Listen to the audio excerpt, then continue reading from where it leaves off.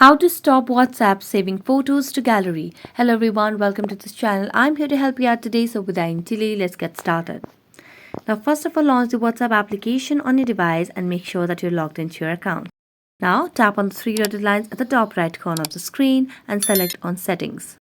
As you select on Settings, scroll down and here you can see the option of storage and data, so tap on it. Here, you can see the option of media auto download. So it says that you can download a media when you're connected to Wi-Fi, mobile data and roaming. That's all fine, so we're going to go back.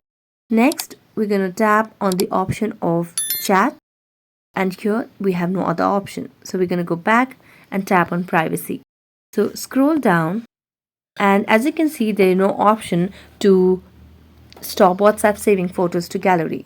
So simply what we can do is we can simply go on storage and data again, and here you can just tap on when connected on Wi-Fi, tap or toggle off the options of photos, audios, videos, documents over here, or if not then you can just toggle off for photos and tap on OK. You can do the same process for other options as well. So that's it. Thank you so much for watching this video. See you next time.